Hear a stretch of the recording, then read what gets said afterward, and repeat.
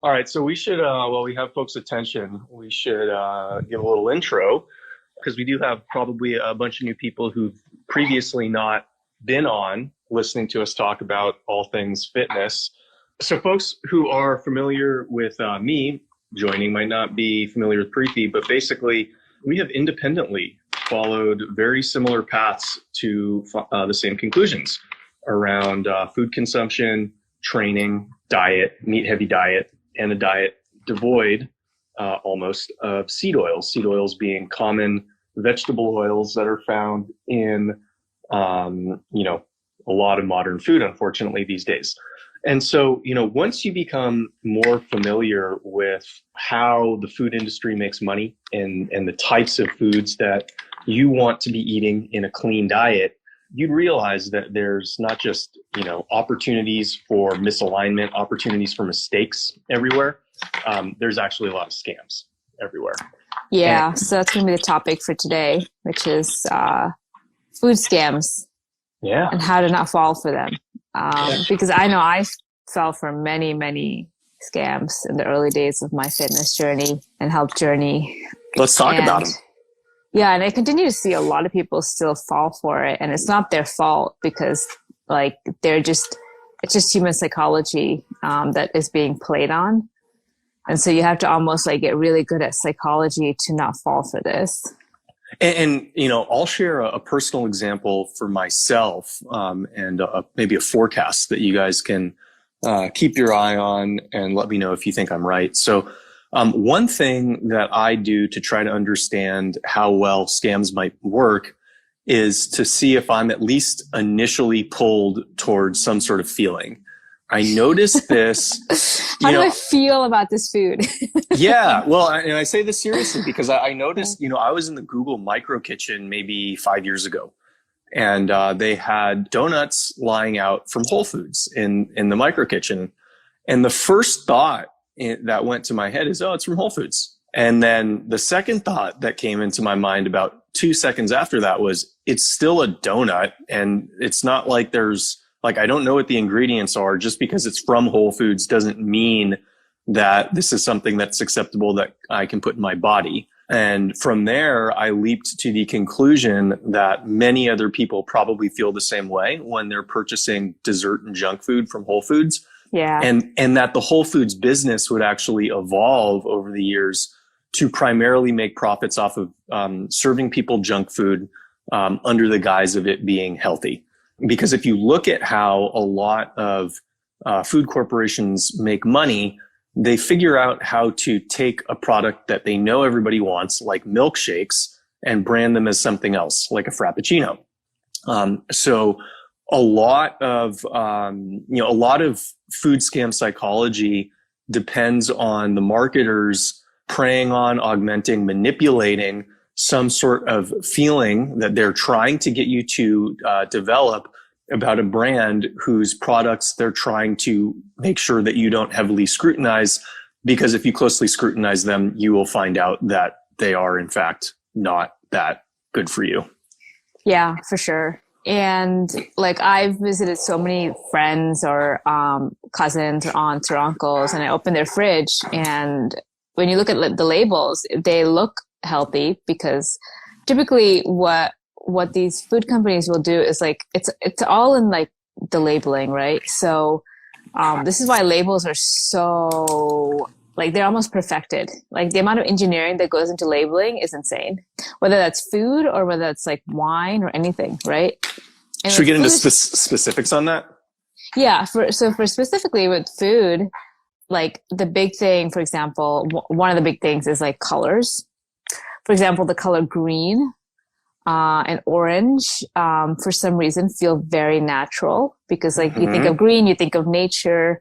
And so I have an example pulled up in front of me. There's this veggie crisps that I was looking at the store, and it's this green label. It's basically potato chips, but it was labeled. It was all green. It was called veggie crisps, and the crisps itself were they were green, orange, and yellow, so they feel more like vegetables. But then you look at the ingredients, and it's potato flour, expeller pressed vegetable oil, potato starch, salt. And even that, so you know that expeller press, I don't even know what expeller press means, but like you, I noticed that it's been featured commonly on a lot of scam health products. So expeller press canola oil, expeller press sunflower oil, safflower oil. And whenever I see that, it's like an adjective clarifying that a product I already don't want to eat is maybe less bad for me, but I don't know what that means. To me, it doesn't mean that it's less bad for me. It just means that they're trying to masquerade something that is bad for me and sell it to me at a higher price.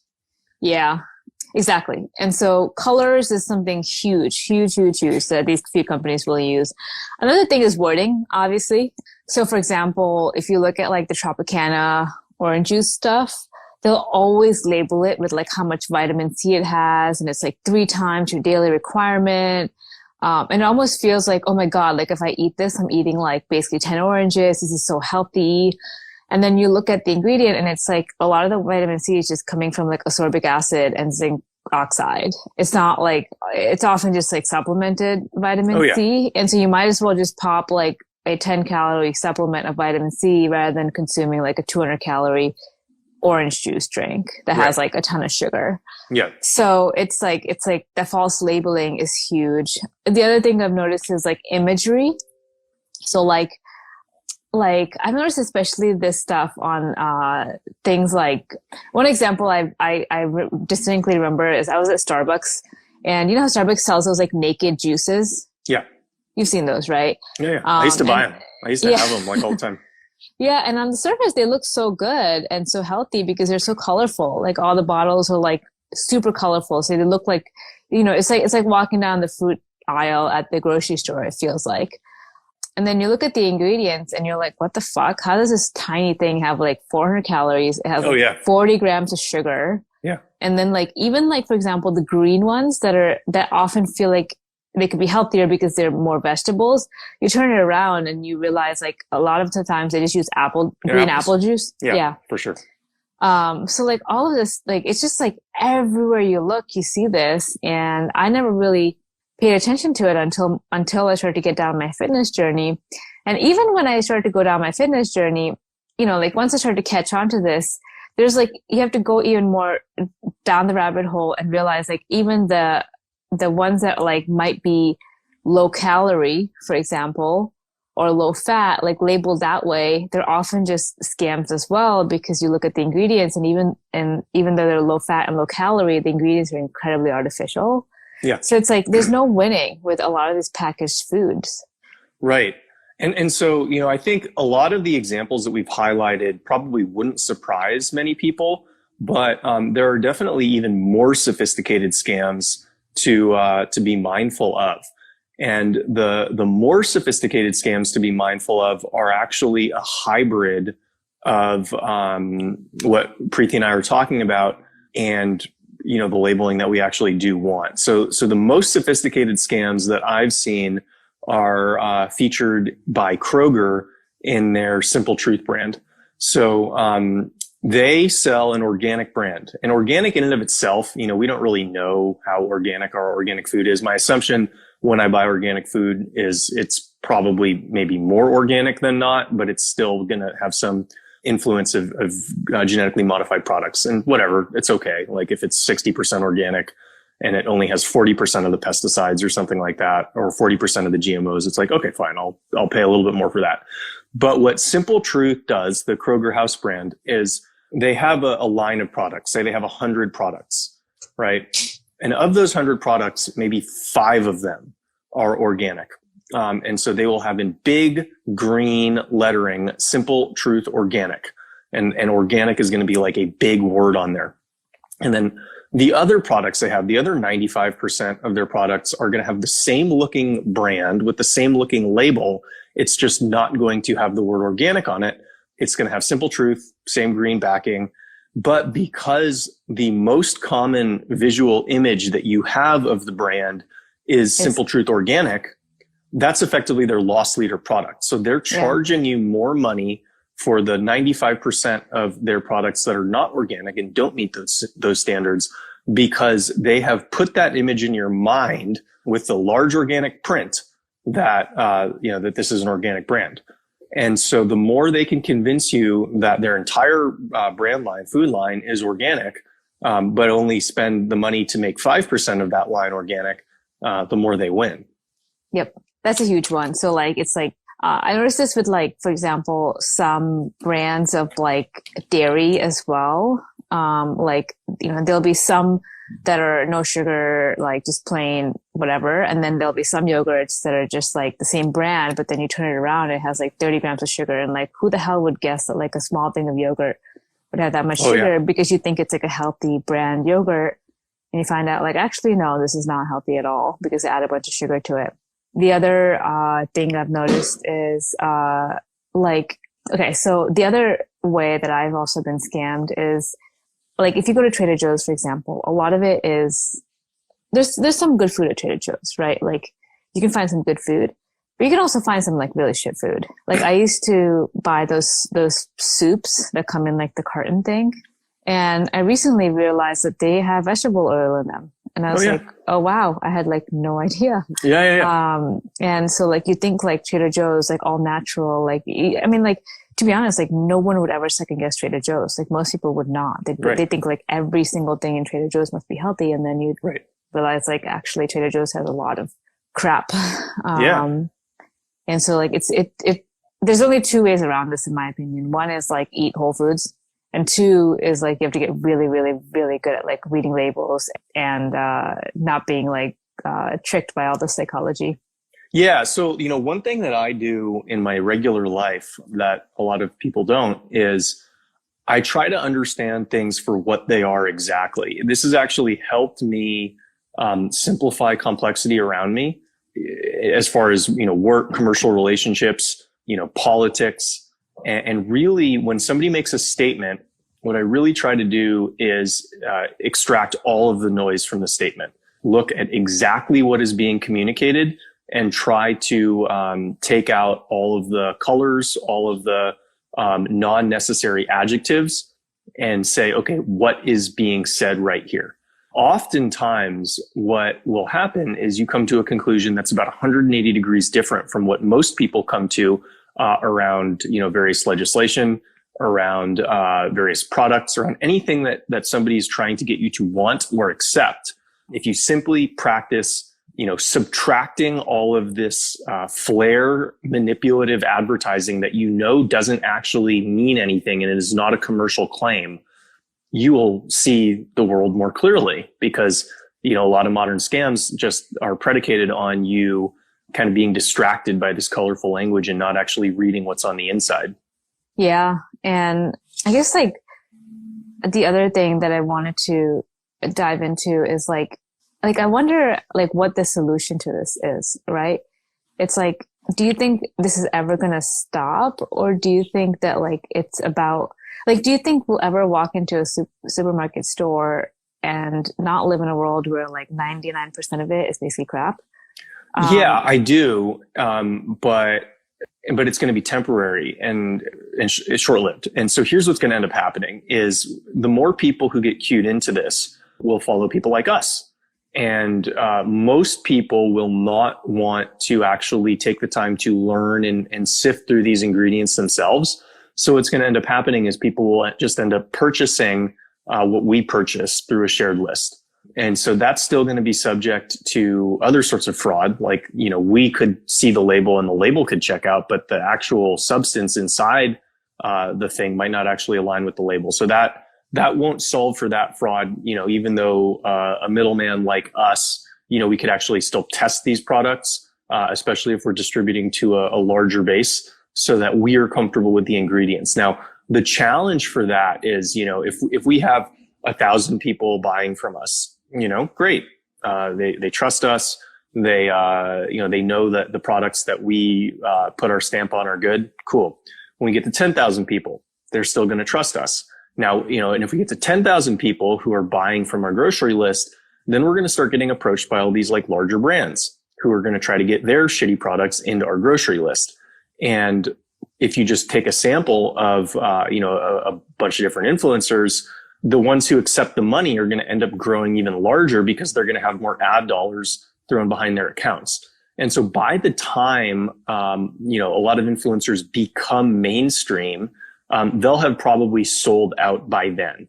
And so the key is to find, up and coming people who you trust, who are willing to, create some sort of shared grocery list, shared, online based shopping list, use that, but also be wary of the life cycle of any business in that, once it reaches close to scale, you might not be able to trust it anymore. This is the same thing that's happened with Chipotle. This is the same thing that's happened with Whole Foods, is these brands were trustworthy for a while, and then they just monetized their historical trustworthiness such that they are, about 5% less trustworthy every year. And that's profitable. And that's what, and, Nassim Taleb talks about this a little bit, for how, large brands effectively, quote unquote, grow profits is they sell off the brand reputation slowly over time, and hope that nobody notices. And then if somebody does, the consultants and managers who have implemented those changes over the years have already left and they've gotten paid, and, you can't really hold anybody accountable for that. Yeah, that's a good point. I guess we're moving from a world where people trust institutions to people trusting individuals and their ability to, I guess, vet these products. I think I agree that there's this life cycle where once you reach a certain level of following, you probably let some few ingredients slip in because you think it's not a big deal. And then that's just slowly snowballs on itself and ends up back to square one. Yeah.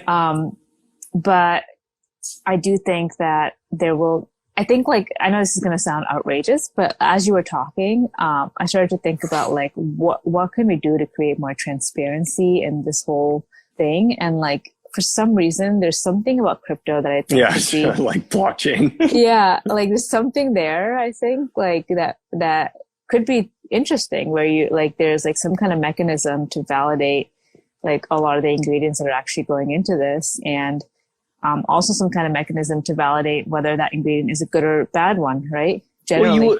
I don't even know if you would need blockchain for the V1 solution for that. You would just need a machine learning program to scan a label and give you a yes/no rating. But I feel like people have tried this. So what? I know if people have tried to do something like this. Why didn't it work out? Because I don't think that in order for that sort of product to exist, you need to have both a viable product and a willing customer base to use it. And so if the fear of bad ingredients doesn't exceed the benefit of effective scam marketing, the balance of the population is not going to think or realize that there's even a problem that is worth solving. So there could be a large problem, but there's a knowledge gap between the end users and using the new product, and the new product doesn't have the marketing that the incumbent products have to essentially put fear in the minds of users. And so if you think about how a lot of consumer packaged goods brands sell their products, they sell them through fear, right? They sell cleaning agents to, housewives, by making them fearful of having a dirty kitchen, even if the cleaning agents are maybe even worse for you than not even cleaning the kitchen. And, Procter and Gamble, Johnson and Johnson, they have large marketing budgets so they can, place appropriate fear that leads to user conversions. Smaller brands that aren't as adept at this, they're not going to have the I would say ammunition to mount a full-on public awareness campaign, or the flip side of that would be a propaganda fear-mongering campaign. I guess I wonder though, is it really education or is it willpower? But both. It's both, because everybody knows that people will do things that they know are bad for them, right? People smoke cigarettes, people drink alcohol in excess, and they're going to do that no matter how many times you tell them, hey, this is really bad for you. But most people are in the gray area where you can probably push them over the line. Yeah, like most of the people who you'd convert have maybe some sort of suspicion that the food products that they're eating are not the best. But if they really understood the difference, right? If they saw somebody like lose 20 pounds of fat simply by checking their the ingredients they ate, not really changing the food that they were consuming, as far as it seemed to them, but simply changing the ingredients, then you can sell it as a fat loss product, right? And if you can sell it as a fat loss product, all of a sudden you're in a different market segment, and people will have more of a willingness to make the minor investment of an extra layer between them and making their grocery purchases. Possible. I think because I guess the reason I'm a little bit skeptical is I think there's no short of information that whole foods are good for you. I think most people are aware, but for some reason people don't want to make the jump. And I think, I don't know, I go back and forth on this because I think their brains are so addicted to these ingredients that are scammy. And yeah, I don't know if education alone could solve it, or it's something I think about. It's and then the other big thing is even if you educate and tell them what are the right ones, it's price. The reality is a lot of this mass marketed stuff is just a lot cheaper, and a person, even if they want to go and eat healthy, they're going to have to spend a lot more. And so they might not even be able to afford it. Well, yeah, but also think about the types of things that people do buy that they can't afford, right? So most luxury goods that Louis Vuitton, Moet, and Hennessy sell are not sold necessarily to rich people. They're sold to middle-class people who want to position themselves as rich. And so if you can make it a status symbol to eat clean ingredients, more people will eat clean ingredients, especially if you can make it obvious to the outside world that you are a customer of this brand, right? And so, there would have to be some sort of status signaling, feature to it in order for it to move the needle. And losing fat could be that status symbol, right? I do think that definitely over the last 10 years, the status of being in good shape, particularly in emerging markets, has grown from nascent to something.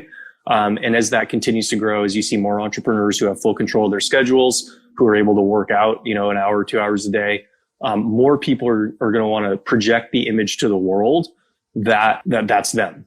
And so I don't think it's going to be some straightforward, I'm concerned about my health, so I'm going to pay this extra money. People want to have some sort of associated, yeah, exactly. Yeah, I can see that. It's almost I guess another way to put it is if you lose weight, you can probably make $100,000 more a year or something. Yeah. Right. Because it's just reality, right? Because you're probably a lot more productive. And we talked about in a previous stream that good looks help you in a workplace. Yeah. And so all of these things add up. And your mentality is probably a lot stronger because you're thinking clearer and you're just healthier. So it just all combines. There's a question that was asked. I'll post it on the screen. It says, views on plant-based meat is a better approach than slaughtering and breeding en masse. I think we both have strong opinions about this. My opinion is I think plant-based meat is incredibly artificial. If you look at the ingredients, it's a lot of soy ingredients and vegetable oil, and even the more healthier, the more natural versions are pretty disgusting. And so and then the other question I have about this is not just the ingredients, but it's if we're trying to eat plant-based, but we're so desiring it to taste like animals, what does it tell you about perhaps a human need to want to eat animals, right? And yeah, I can even tell by the way the question's phrased that it's a little bit of a slanted. Are you sure it's worth the species genocide to do this? It's yeah, I think I am. I think I am. I think it is worth that. Yeah, mass production farms do not give the most hospitable conditions to the animals that are on them, obviously. At the same time, humans have evolved to exist being dependent or codependent on these animals. So, it's sort of very fitting for 2021 for people to, lack the self-awareness to realize that we as humans have dependencies on, let's say, subhuman activities, if we want to define them by a 2020, 2200 moral compass. It's like we need to, there needs to be some sort of coercion in the labor market for things to work. There needs to be some sort of coercion between humans and animals for us to live with optimal health. We are not ever going to live in some sort of utopia where we can apply this sort of like gentle, non-coercive manner to engage our environment and still be healthy. So you will never be able to fully escape that. And that's something that I think a lot of, maybe the vegan, vegetarian, Buddhist mindset, there's something to be said for it, certainly, but it's not practical to be applied across an entire society in perpetuity. Yeah. And then I was watching this interesting video that, I don't know if you know Dr. Sean Baker. I know. Yeah, he's like a huge carnivore proponent. He posted this interesting video with this guy who made a TikTok video, and he was making a good point. And he was like, if you really think about it, like what kind of places lend itself to be conducive to a vegan diet, right? It's mostly cities. Like if you were to go live in the natural habitat, like going on a vegan diet would probably likely like just starve you. Because there wouldn't be enough food. Yeah, you'd have to just like live on an avocado farm.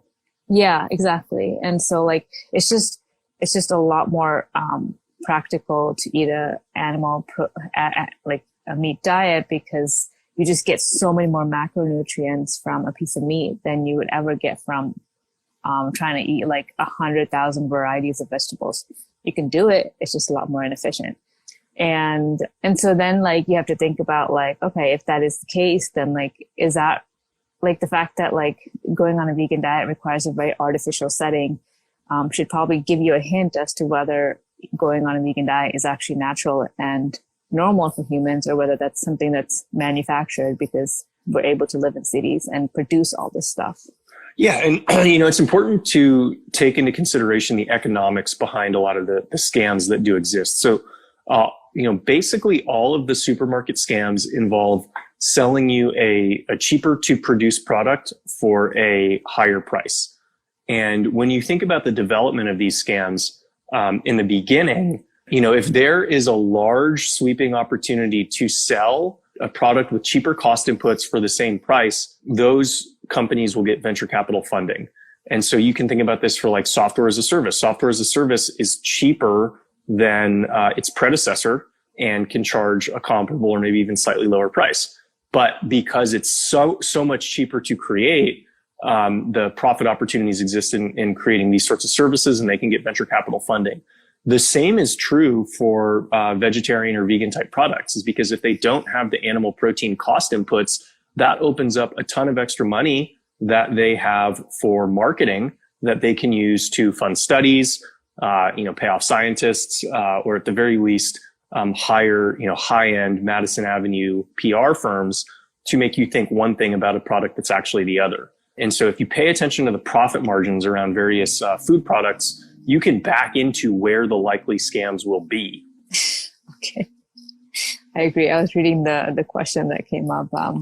I'm not sure if it's appropriate to answer for that. Not a dating show. I mean, you probably will have more dating opportunities by following Preethi and me, but I don't think we're going to be giving too much dating advice here. I guess maybe you can give a yes or no, but on my purpose and mission, I feel like a girl should I do what I want? Yeah, I mean, you should live life doing what you want and then dealing with the consequences. And then you'll find out that you can probably do more things than you think, at least in the short term. Long term, it might come back to hurt you. But in the short term, a lot of the ways that I've hacked around my diet actually is, figuring out like, hey, can I do this? Oh, actually I can do it. It's fine. And so kind of just like testing the borders of, of what established science or established authorities say is acceptable, realizing that the boundaries are much further out there than I've been told in certain areas. In certain areas, they're much closer in than what I've been told. So yeah, test your boundaries. Follow your instincts. I like that. What else? Anything else? Oh, the other thing. Fake food. Well, go ahead.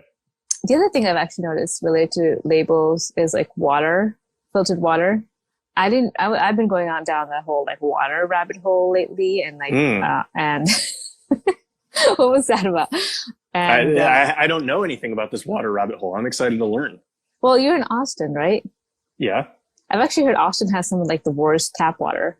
Oh, okay. That's good to know. Maybe I'll start buying bottled water here. Thanks for thanks for that. No, it's huge. Like apparently, like it's like I have a guy in my community who's been going through a lot of like autoimmune issues. So he's been digging into like what's causing it. And he's based in Austin, and a big part of it, apparently, he switched his shower head to like be whatever, like filtered water, and it changed the game. But anyways, I've noticed that like some of the water labeling is also kind of off. And so like, for example, apparently some water has like way too much fluoride in it. And we're like, we already get too much fluoride. And so like being careful about that stuff is now also important, and figuring out like with the labeling around that and everything. Yeah. And then the other thing that we didn't touch at all is the scams where they're complete counterfeit goods. So you'll have this, and that's a little bit harder to understand because, you know, the people are actually lying to you. You're actually not buying the products as they're being stated.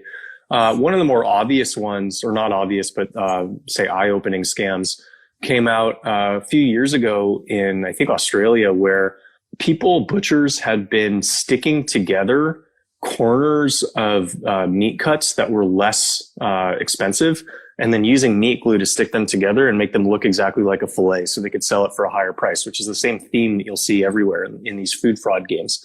And so this was making people sick because, you know, if you're cooking your steak medium rare, the inside's not going to be fully cooked through. And that's typically okay because the inside hasn't been exposed to bacteria. But if the inside is actually the outside of an old piece of meat that's just been stuck together with meat glue and it's medium rare, well, then you're effectively eating the outside of a steak that's been exposed and hasn't been killed by heat. That's pretty disgusting. Yeah. So wow. that's the thing. Like that's actually real? Yeah, you can Google it.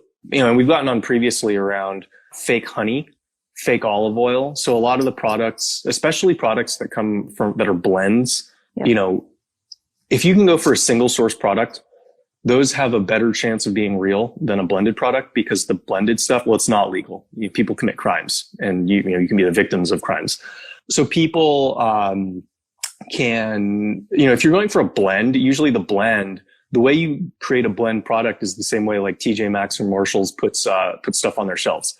They just buy what's cheap from everyone else, and then assemble it, aggregate it for you, and put it in like one place where you can buy it.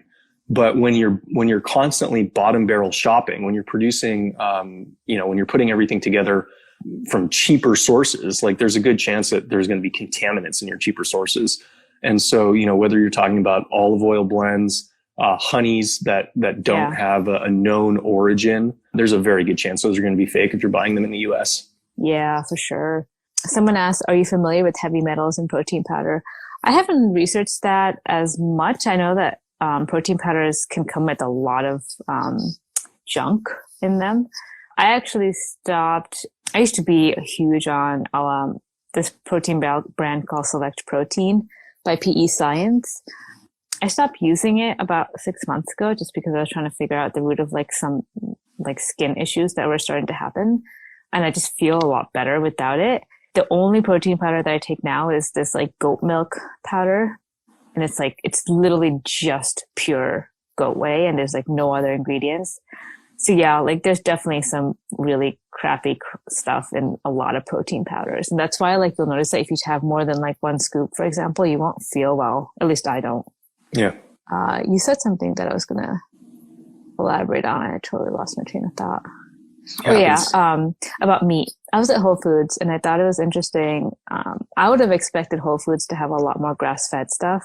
And surprisingly, like literally, so there's a whole meat counter, right, of beef, and like only one of the things is like grass-fed. And so like it has this big label like grass-fed, but it's deceiving because you just assume that, okay, the whole thing must be grass-fed because there's this like big label that says grass-fed, but it's only that like one section and everything else is like grain. Yeah. And then the scam behind that is you can go on the USDA website and look at what does grass-fed even mean? Because when we see grass-fed, we're like, grass, it's fed with grass. obviously I know what grass is. Well, that's not how the USDA defines grass. If you go on the USDA website, grass is defined as either a product that is following the USDA standard of what grass is, or the producer can submit their own standard. And it's like, okay, so this is an honor system. It's grass fed by the honor system is how it goes. And so, if I'm eating grass fed beef, if it's not grass fed in the right way, like my joints are going to feel a little bit off after eating it. The other thing is that with grass fed, actually, so apparently, even if the cows are fed grass just for a little bit, but then they're finished with grain, or they are mostly fed grain and then they're finished with grass like the month before they're slaughtered, they can be labeled as grass fed because they were grass fed for some minimal amount of time, even if they're grass fed for the whole time.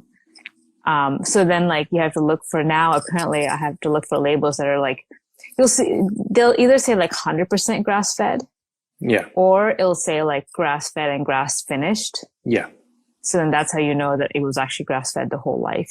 But you still don't know what grass is per that label.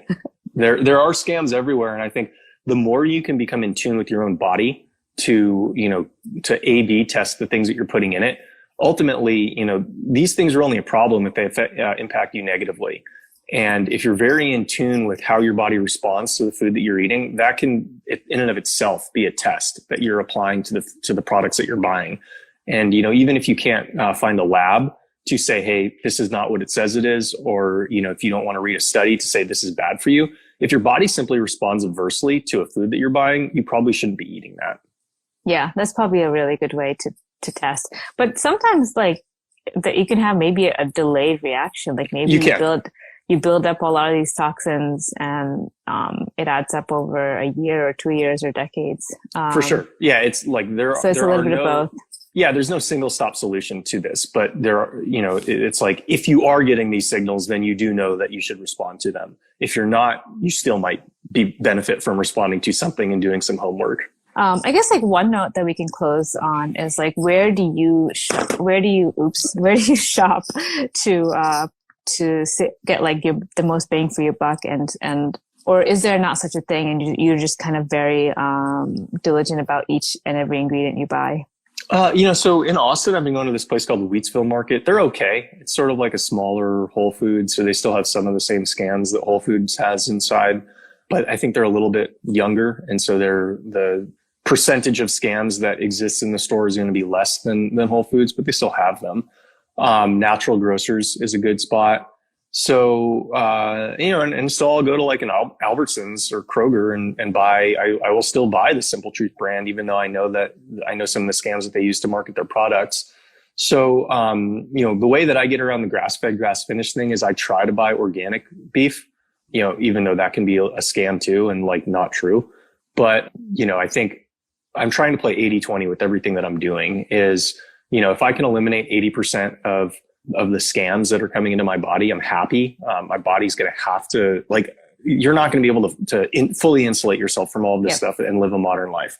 And so, the flip side of it is what can you do to make sure that your health is good? The less body fat that you have, the less opportunities a lot of toxins have to accumulate in your system. And so there's a lot of ways you can hedge risk, even if you can't fully insulate yourself from it. That's a good answer. And then someone asks, how do you buy good products then? You can't just test everything. Yeah, like going back to what I was sort of saying a little bit earlier, one is making sure that a majority of your cart is coming from whole foods and organic if possible. With meat, the way I would argue that at least 50% of my diet is meat. And so as long as my meat sources are good, I cover like a huge base of that. And so the way I do that is I order my meat from this distributor called US Wellness Meats, and I vetted them, I trust them, and their products, like you can taste the difference.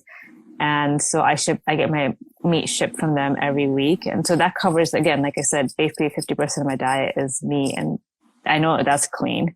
So then I just have to make sure all the other ingredients are at least moderately clean. And I get my produce at Whole Foods usually. I just don't buy a lot of the processed stuff. I'll have like 1 or 2 or 3 things in my diet that are coming from like processed canned goods or something, but not that much ever. Anything else? I thought that was a good one. So we'll end here. It was 45 minutes. So we'll post this on YouTube maybe in a week or so. So if you're not following us on our YouTube channel, follow us on Twitter. We'll shoot that link out for YouTube, and then you can follow us on our YouTube channel, or you can probably find our channel under Fitcast. You look confused. Me? I hope not. Okay. All right. We'll end it. All right. Bye, guys. See you guys.